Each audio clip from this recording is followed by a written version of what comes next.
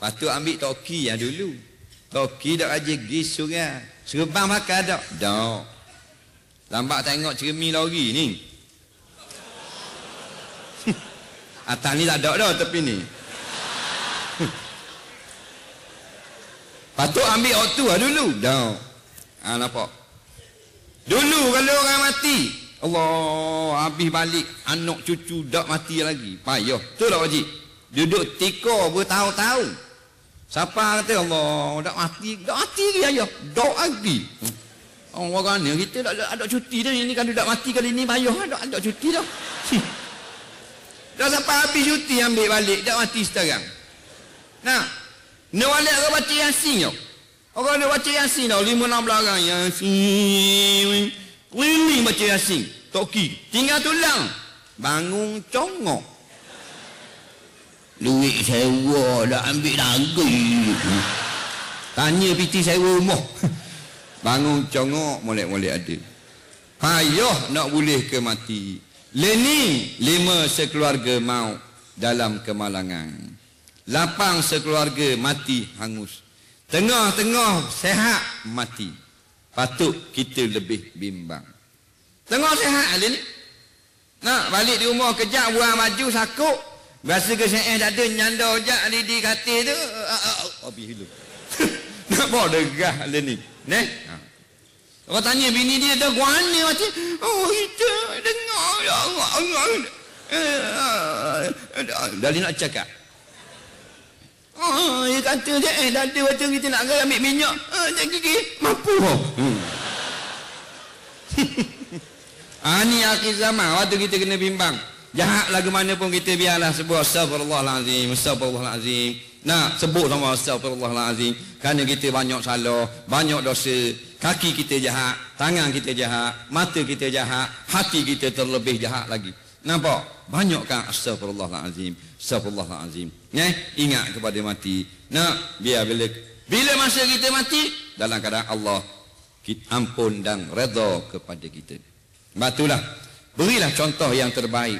Siapa saja kita, apa saja kuasa yang kita ada, maka kita jadi yang terbaik. Dulu kita tengok orang-orang yang kaya sombong. Nak ini jadi balik. Orang sesok sombong. Kalau orang kaya sombong tak pelik. Nak naik Mercedes tak tegur orang. Boleh tahan kiri. Ni motosikal buruk Nak starter tak ada, cabut orang bola raga. Tapi tak tegur orang dalam kampung. Muka macam rimau nak telur semua. Ini zaman sabar. Jangan sombong. Kerana kita akan balik kepada Allah. Kita kena guna kuasa kita. Kalau kita jadi ayah, kita guna kesempatan, ambil kesempatan sebagai seorang ayah. Tarbiyatul aulad, ajar anak-anak kita. Kita jadi ketua kampung, jadi jengkeke. Nampak? Kita ambil kesempatan, guna kuasa yang kita ada untuk memberi kesenangan kepada orang kampung. Kita jadi imam, kita ambil kesempatan. Kita jadi pengurusi masjid, ambil kesempatan. Jemput seramai mungkin ustaz mari kuliah dalam masjid. Kita jadi ketua jabatan, ambil kesempatan sementara kita ada jawatan ni. Nak kita buat kebajikan, telak agama, bagian nak betul Quran dan sebagainya. Nak ada yang pengaruh dia tak suka benda-benda agama. Jadi pegawai-pegawai yang jemput ustaz, kau kata tak payah, tak boleh nak buat. Jadi dah kita ada kuasa sebagai pegawai, sebagai pengaruh, kita ambil guna, kita ambil peluang. Nah, untuk akhirat. Kita jadi ketua dalam apa jua saja pun. Contohnya, dia jadi ketua pulih, ketua FRU, ambil kesempatan untuk beri keamanan sebaik-baiknya kepada rakyat jelata. Nampak? Baru ni kita pergi dekat tengok kat Bersih, kita melawat. Ada polis ramai. Dia orang ni letih, keletihan. Bila tanya, dia kata nak buat ni ustaz, jadi Allah tak larat dah kita. Dah lagu mana kira, bagus dia kata. Bagus pula dah bersih tu kan. Nampak? Ini maknanya manusia. Manusia gitulah. Jangan kita ni salah guna kuasa kita. Kita jadi menteri, kita jadi raja. maka orang lain bawah pada kita. Ambil kesempatan untuk tunjuk kuasa kita. Yang kita ada, rakyat jadi seronok bila kita menjadi raja. Itu orang yang bijak mengambil kesempatan. Nah, kalau kita jadi majikan, maka anak buah kita, kuli-kuli kita, oh boh bagus, boh baik sungguh boh. Maka berkat orang bawah suka kepada kita, maka kerana itulah panjang umur, murah rezeki, jauh daripada bala bencana dan sebagainya. Sentiasa ambil kesempatan, apa jua pun. Dah kita sebatang kara ni, tak ada jawatan, tak ada benda, ada tangan, ada kaki, tolong agama Islam. Tak ada benda, kaki tak ada, tangan tak ada, dah tu mulut ada, zikrullah. Faham? Mana tidak ada tempat bagi kita waktu kosong yang tiada ruang untuk menolong agama Allah. Kita sentiasa ada peluang ni. Kita di pejabat, orang tu pandai buat blog agama. Pandai Facebook, hantar benda-benda yang bermanfaat supaya orang boleh kongsi dan sebagainya. Orang yang backend, nelang dan sebagainya. Nah, marah orang buat maksiat. Dia ambil kesempatan atas tubuh dia besar. Kalau tubuh kecil, orang tak takut. Nah, tubuh kecil, ni marah orang. Orang masuk kapuan, dalam kapuan masuk gawe. Nah, dia nak pergi marah. Cek sikit pada ayam. Orang tak takut. Tapi kalau tubuh besar gitu, tekak tu macam ke umbinya dah tekak. Semua. Muat anda sana. Lari terus, balik kampung. Dia lari-lari buat lari. Nah, itu maknanya ambillah kesempatan apa saja, jawatan apa saja, lebih besar kuasa kita, lebih untung kita mengambil kesempatan. Bukan untuk kesenangan diri, untuk kesenangan orang yang di bawah kita. Ada majikan yang sangat disayangi oleh orang bawahan. Kita tanya apa sayang, Allah dia ni baik semua ustaz. Nah, kalau rumah staf dia, semua rumah dia akan pergi. Maknanya dia akan pergi. Nah, dia akan tanya.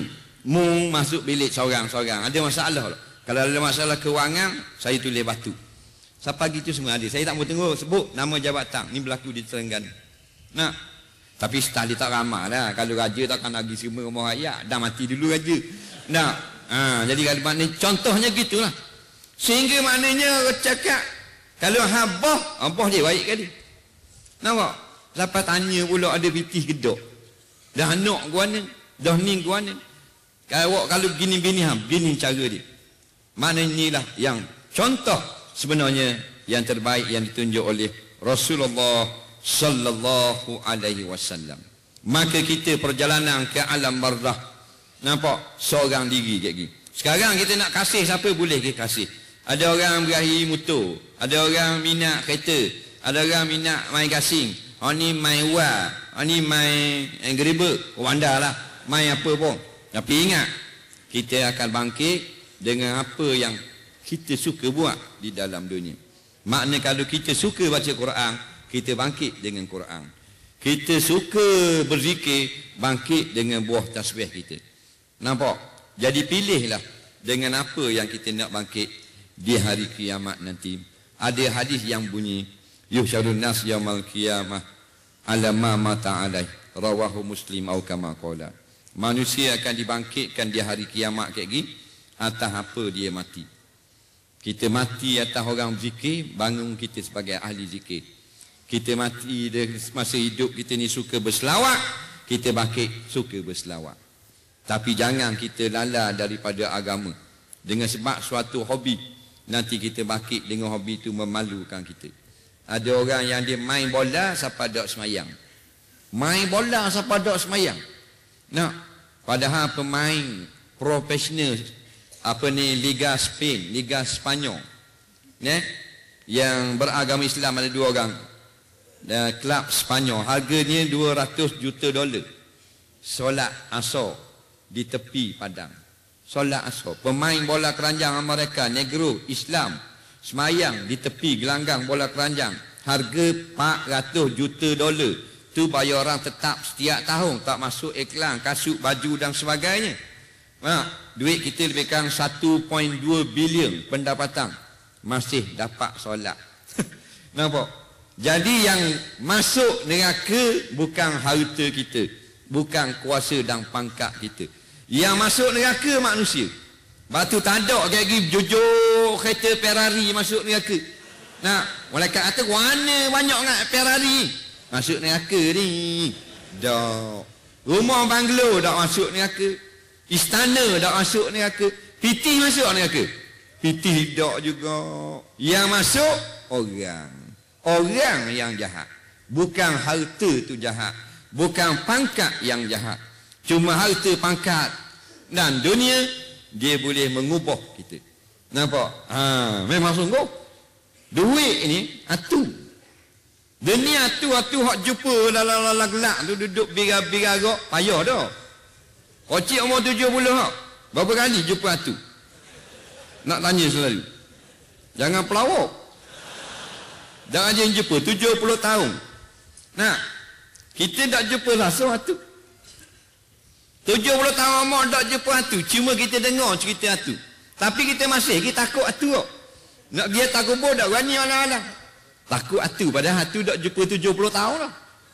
Kalau jumpa pun dia hanya tunjuk muka. Atu balik kan? Dia tak ada tunjuk muka batu dia. Piti siap? Ada. Jangan kita takut sangat apa. Nah. Tak ada dah atu tu. Kalau ada pun sekor dua. Kau mencik-mencik. Atu ada learning pitih kita. Itulah hatu yang paling mengosek. Raja hatu dia panggil. Nah, tengok orang-orang hok saka. Hok bela pelesik. Tinggal tulang dengan kulit. Warna tak mati lagi, mata kelip-kelip, makan tak, kelip-kelip mata. Katanya anak beranak dia ada makan. Ada barang dalam tubuh. Kena cari tok bomong buang. Nak, dak mati. Bila buang, dak rok selalu dah. Mana? Atu keluar dari dalam badan. Orang bela bila buang atu dari tubuh dia, dak rok lalu. Bila atu duduk dalam, gagah lalu. Kita gitu kok. Bila pitih hanyak lah cek, gagah lalu. Ada pitih, dak cetang lalu. Tu atu. Tengok orang ada pitih, ada 2% lah cek. Tengok jalan. Waalaikumsalam. Dah orang lah, 2% cek. Dah cakap, dah sedap.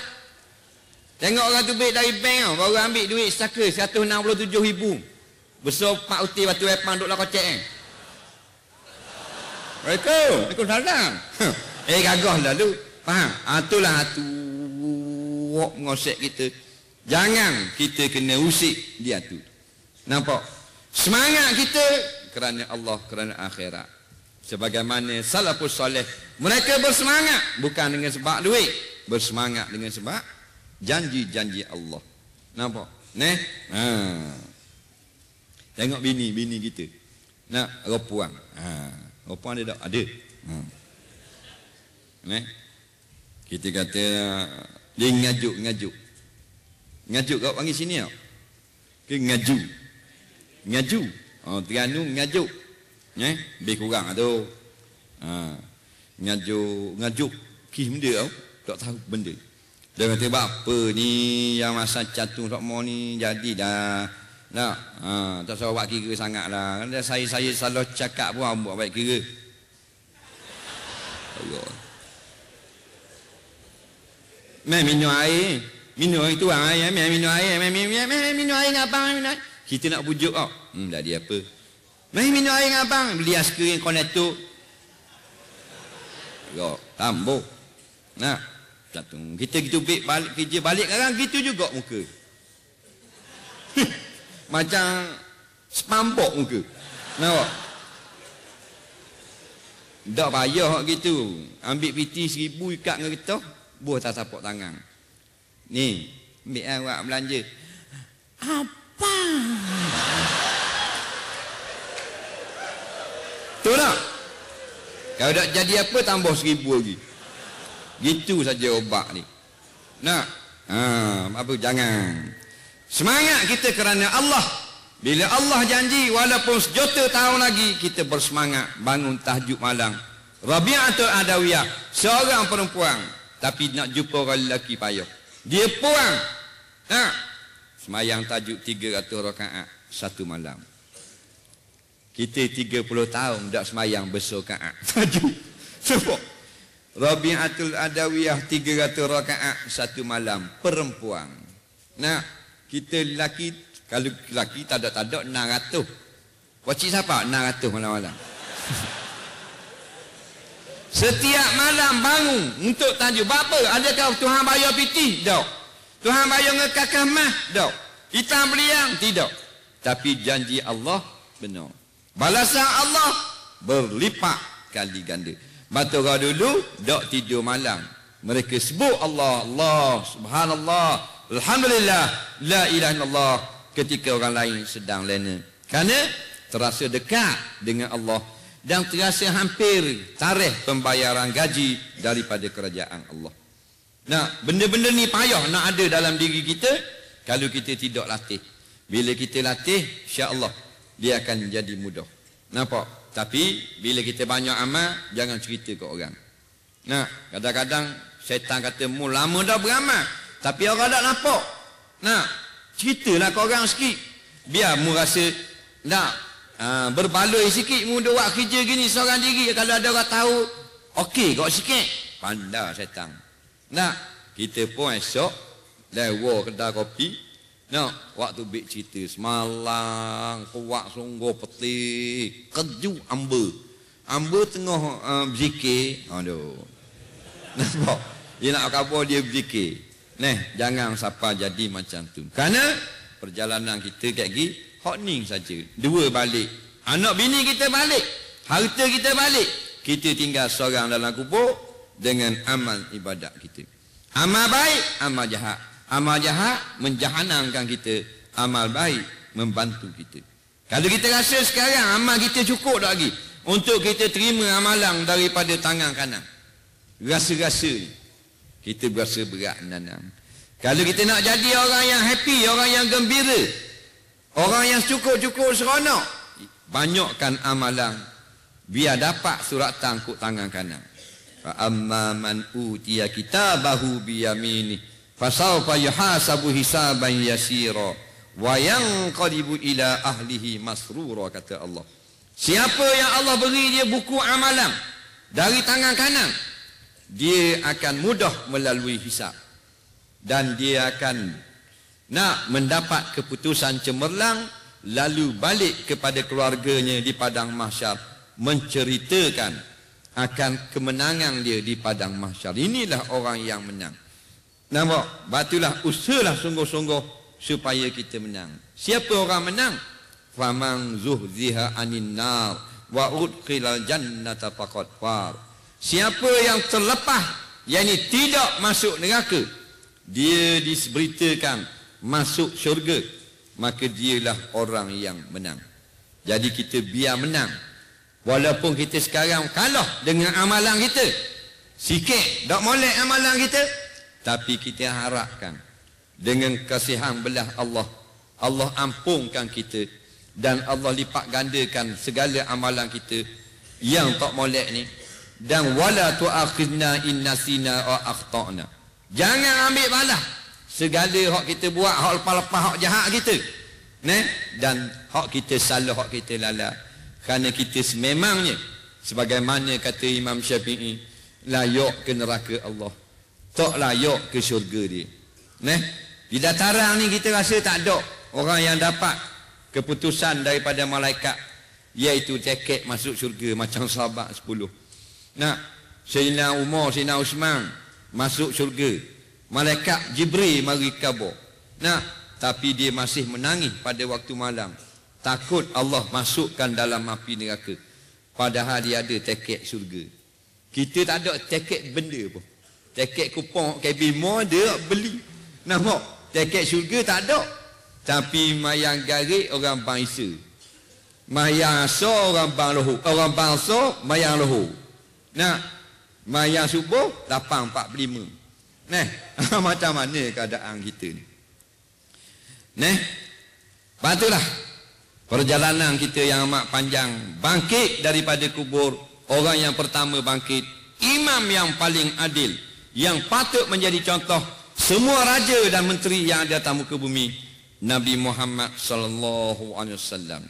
Batu katanya pemimpin yang paling hebat Nabi Muhammad. Hebat tak hebat Nabi, Masa kecil je, dia berjalan, seorang pendeta Yahudi Nasara tengok, pelikkan budak ni. Ni bukan sebarang budak. Dia akan jadi pemimpin agung bila dia besar. Bapa mu kata gitu. Wahai pendeta, tengok awang atas kepala. Nabi jalan, masa budak-budak, awang ikut atas kepala. Tak ada kita tengok Presiden Rusia ada bila jalan awang ikut. Presiden Perancis tak ada. Kenapa kita tak rasa Rasulullah paling tinggi kekuasaan dan kehebatan? Itu masalah kita. Pasal kita tak tahu. Beliang hak mahal, kita ingat ke tak ada rega. Kita berebut batu kelikir. Faham? Beliang ada. Harga 40 juta sutik. Tapi yang ingat, batu benda tak lawa gini. Duk berebut benda. Batu kelikir biar jalan. Siapa bertetok-tetok, berebut batu kelikir. Orang kampung duduk minum air. Dodo mari kereta Lamborghini. Nampak? Aventador. 2.8 juta. Rum! Berik depan kedai kopi orang kampung. Atas pada jeli ni lagi. Nak lalu kok gerik. Orang kampung tengok. Oh, itu apa gitu. Itu galau ke apa? Dia kata kereta gala. Jadi tak ada orang heran. Senang hati tuang Lamborghini minum air. Lepas tu naik kereta, wum, 2.8 juta. Berapa orang tak heran? Dari mana orang kenal? Tak reti. Dodo mari. Beri. Khumung nampak tayar. Kereta dia khumung itu. Tengok tak? Kancil. Pasal dia kenal hak tu je molek. Nampak tak? Tak ada ilmu. Hak no 2.8 juta. Berik saja 80,000. Boleh beli kancil 8 util. Berik saja. Steering tak masuk lagi. Tapi dah tak ada ilmu. Begitulah kita rakyat manusia dalam ni. Rasulullah adalah intan beliang yang paling mahal. Tetapi dah kita tak ada ilmu, tak ada pengetahuan, tak berasa kelebih Rasulullah. Padahal Nabi tunjuk bulan-bulan terbelah dua. Sahabat tengok terbelah sungguh. Presiden mereka Barack Obama boleh tak belah bulan? Belah kek boleh. Nampak tak? Belah kek anak kita boleh. Itu kelebihan. Sebab tu Nabi tunjuklah dengan akhlak yang baik. Contoh untuk raja, contoh untuk rakyat, contoh untuk ahli perang, contoh untuk para duta, contoh bagi orang-orang kebanyakan. Semua ada pada batang tubuh yang satu, Nabi Muhammad sallallahu alaihi wasallam. Bahkan tak ada lah pilihan, tak ada alternatif bagi kita. Yang terbaik sudah tentu Islam. Apa yang berkait dengan Islam, dia yang terbaik. Dalam bab gambar ni, kalau tayang gambar-gambar dalam rumah, poster penyanyi-penyanyi apa semua, ulama kata haram. Nampak? Kerana tak ada manfaat dan sebagainya. Tetapi ada beberapa pendapat yang mengatakan kalau gambar tu ulama dan gambar itu raja, dibolehkan dengan syarat raja yang adil. Tengok keadilan. Nampak? Dapat mengenepikan hukum syarak. Walaupun asalnya ada hukum haram, tapi oleh kerana raja ni adil, maka diangkatkan hukum haram. Sehingga ada ulama mengatakan boleh letak gantung di dinding dengan syarat pemimpin ini adil. Sebab apa? Keadilan pemimpin ini jarang kita temui. Pasal barang mahal. Pemimpin adil tak ramai. Bila ada, harga mahal. Sama macam orang puang yang jadi wali. Kalau orang puang soleh, lebih mahal daripada laki-laki soleh. Sebab apa? Sebab perempuan soleh jarang kita temui. Barang hak jarang jumpa, harga mahal. Hak banyak jumpa, harga murah. Kayu candang, 5,000 sekilo. Payah nak ada. Kayu kapur, 500 selori. Bukan sekilo. Maka begitulah. Raja yang adil, pemimpin yang adil, memberi kebaikan kepada rakyat. Raja yang adil bukan makna jepuk rakyat mari makan istana pagi petang siang malam, hanya bana habis di sana. Tetapi yang tidak melupakan rakyatnya. Kita tengok Allah di Mesir masa Raja Gamal Abdul Nasir. Bila dia nak jalan atas Aisyah, Rakyat dia kena niaga atas haicor. Dia jirik atas tekok, baru dia lakoh. Nampak? Kerana kaki dia tak boleh kena haicor. Nah, ini zalimnya kepada rakyat. Dan dia akan ditanya di akhirat nanti. Nah, pada hari Allah menghancurkan langit dan bumi. Kerana apabila ditiup sangkakala yang pertama, habis jahanam punah alam ini, mati segala makhluk yang bernyawa. Soalan pertama ketika Allah berseorangan, Allah tanya, ainal muluk? Di mana orang-orang besar? Di mana raja-raja? Ini menunjukkan apabila dia adil, maka dia disebut dulu oleh Rasulullah dan dipuji Allah. Tetapi bila dia zalim, maka dia juga disebut, dicari dulu oleh Allah di akhirat nanti. Berkat daripada contoh yang ditunjukkan oleh Rasulullah, Umar bin Abdul Aziz menjadi pemimpin yang sangat adil. Sehingga dalam kitab Manaqib Umar bin Abdul Aziz menyebut budak-budak boleh bermain dengan rimah. Rimah ni jadi jinak di zaman Umar bin Abdul Aziz. Padahal rimah ni kekoh orang. Nak, rimah ni Allah jangan main, mapuh dah orang takut. Dia jerangah itu bah ekspres. Langgar rimah. Lekung langgar tu patah tekuk rimah, yang langit dengan tayar. Nak, tubik perut. Sampai nganyek ke belakang. Tak berani turun seorang bah. Padahal perut suku dah, rimah suku. Tu nama rimah bisa. Nampak? Jangan main. Tak tubik bah. Padahal rimah tubik perut setambung luar atas jalan. Tak berani. Mapuh kerah pun orang tak boleh gurau rimah. Nama bisa. Nak, batu orang balik-balik kapal, orang-orang darat tak sebut rimah. Orang darat-darat tu kan dia duduk kat bukit. Nak, dia tak sebut rimah. Marah. Kalau kita sebut rimah, marah. Jangan sebut. Jangan. Pak cik duduk kat bukit-bukit ni tak ada rimah ke pak cik? Cakap kapal. Jangan kata rimah begitu. Tak boleh kata. Tak boleh mari. Dia nak kata anak. Kata tiger.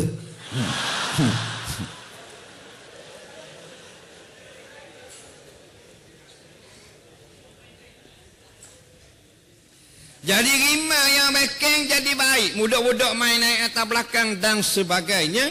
Berkat keadilan Umar bin Abdul Aziz. Allahu Rabbi. Nampak?